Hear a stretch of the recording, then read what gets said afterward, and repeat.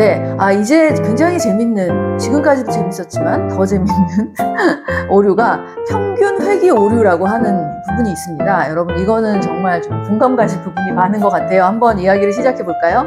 네, 이것도 이름이 다 좀 어려워요. 네, 내용을 알고 보면, 그렇지, 그럴 수 있지. 약간 이런 내용들인데. 한문적이야, 일단. 평균 회귀 오류. 네. 이거는 어떤 극단적인 결과가 나타난 다음에, 그 다음에 결과가 평균에 가까워지는 어떤 그런 통계적으로 자연스럽게 일어나는 현상인데, 그거를, 뭔가 특별한 의미가 있고 인과관계가 있는 걸로 우리가 잘못 해석한다라는 거예요.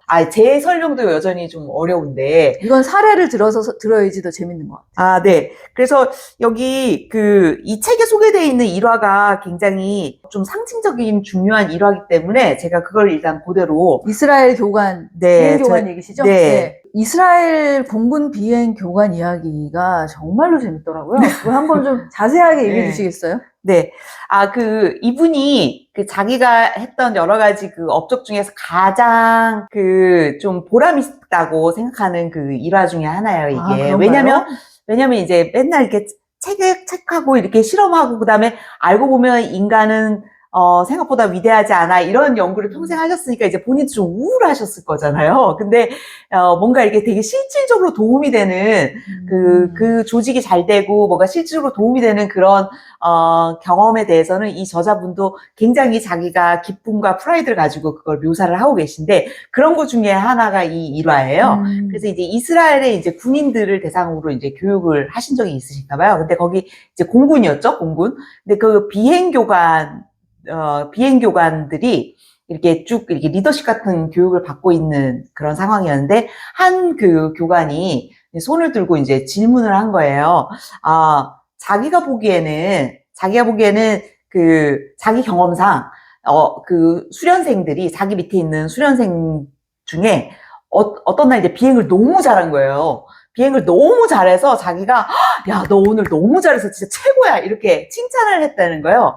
그러면 그 친구가 그 다음에 계속 칭찬을 들었으니까 더 잘해야 되는데, 그 다음날은 별로 못해요. 그 다음날 오히려 실력이 떨어지고, 그 다음에 반대로 이게 되게 못한 훈련생이 그날 너무 못해가지고, 이제 군인들은 특히 또 이렇게 불러서 이렇게 질책을 되게 세게 하잖아요. 그래서 불러가지고 너 이따위로 할 거야? 뭐 이런 식으로 이제 엄청 이제 뭐라고 하면, 그 다음날 반드시 수련생이 성과가 좋아진다. 성과가 좋아져서, 그래서 이제 이 교관은, 역시 내가 칭찬을 하면 뭐 고래가 춤을 춘다라고 자기도 믿고 싶지만, 자기 경험상은 칭찬은 오히려 독이 되고, 못한 사람한테 이렇게 채찍질을 해야 결국 하더라. 그런 이제 이야기를 했다고 해요. 맞아요.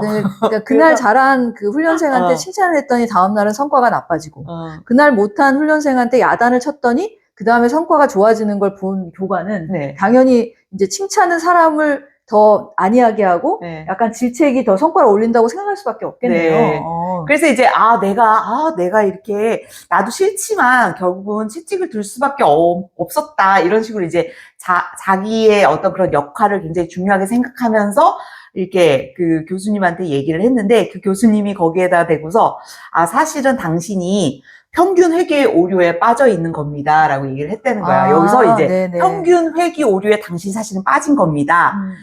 근데 여기서 이제 그 의미가 뭐냐면, 그러니까 당신이 뭔가 개입을 해서 그렇게 된 게 아니고, 그래서 평균 회귀를 결국 할 수밖에 없는 현상인데, 평균으로 결국 수렴된다라는 건데, 이게 뭐냐면 아주 잘한 수련생도 다음날 약간 실력이 떨어진다라는 게, 계속 그렇게 잘할 수는 없다는 거예요. 그리고 못하는 사람도 계속 못하지는 않는다는 거예요. 그래서 그 다음날이면 이 사람이 야단을 치던 안 치던 잘할 수밖에 없는 상황이었다는 거죠. 그래서 굉장히 잘한 퍼포먼스와 굉장히 못한 양극단 쪽에 있는 그러니까 어떤 일이 벌어졌을 경우에는 반드시 그 다음에는 얘는 조금 내려오고 얘는 조금 올라가서 이게 평균 쪽으로 이렇게 조금 맞춰질 수밖에 없는 그런 현상이 우리가 살면서 굉장히 많이 벌어지는데, 그거에 대해서 우리는 너무 과도하게 자기가 뭔가를 한 거에 대한 의미를 부여하고 혹은 이거 저렇게 된 거는 이것 때문일 거야 라고 이렇게 근거 없는 그 이유를 갖다 붙이는 그런 것 때문에 좀 상황을 정확하게 판단하지 못하는 오리를 저지를 수 있다라는 이야기를 하고 있는데 이 일화를 읽으면서 저도 조직의 리더 역할을 했던 사람으로서 되게 좀 무릎을 쳤다고 해야 되나요? 네. 그래서 이걸 조금 축약해서 한마디로 정리해 놓으신 게 사람들은 무작위적인 변동성을 간과하고 그 본인이 이제 한번 개입한 그 요소에 대한 인과관계를 지나치게 의식하기 때문에 생기는 오류라고 합니다. 그래서 어찌 보면은 그 존 레논의 레디비처럼 가만 내버려둬도 어떻게 보면 자연스럽게 잘 흘러갈 일을 굳이 들어가서 혼자 분석하고 내가 들어가기 때문에 A로 변했고 내가 들어가기 때문에 B로 변했고 이렇게 과하게 생각하는 현상이 많은 것 같은데 네. 자식 키울 때도 그렇고 네. 부하 직원한테도 네. 그렇고 네. 좀 느낀 점이 많아지는 그런 인사이트인 것 같아요. 네. 물론 자기가 한 인풋이 정확히 어떤 역할을 미치는지도 이제 중요하죠. 특히 이제 마케팅 실무하시는 분들 같은 경우는 이제 내가 뭐 인스타그램에 이런 포스팅을 했을 때보다 이런 포스팅을 했을 때 더 예를 들면 그 고객들 반응이 더 많다 뭐 이런 거 같은 경우는 분명히 자기가 한 인풋이 어떻게 달라졌는지를 이제 면밀하게 봐야 되잖아요. 근데 그런 거 같은 경우는 이제 여기서 설명하고 있는 극단적으로 좋은 결과가 나온 혹은 극단적으로 나쁜 결과가 나온 그런 사례가 아니라 어떻게 보면 이렇게 평균에 가까운 그런 일을 우리가 조금씩 하면서 계속 이제 조절해 나가는 어떻게 보면 요렇게 작게 조절을 해 나가는 그런 걸 수 있고요. 여기서 말하는 예시는 오히려 되게 이렇게 좀 극단적으로 좋은 결과거나 극단적으로 나쁜 결과가 나타났을 때 이제 오류를 저지를 수 있다라는 거예요. 왜냐면 내가 한 어떤 행동보다 다른 주변에 있는 여러 가지 것들이 복합적으로 얽혀 있는 그래서 우리가 흔히 되게 성공하고 판단력이 좋은 그 경영 리더분들을 인터뷰하거나 이런 것들을 보면은 그분들이 제일 많이 하는 얘기 중에 하나가 저의 실력보다는 사실은 운이었어요. 뭐 이런 얘기를 많이 하시잖아요.